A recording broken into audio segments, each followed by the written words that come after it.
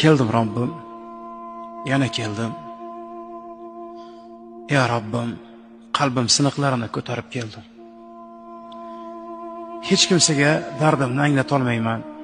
Meni ovozimni eshitgan yolg'iz sensan, ya Robbim.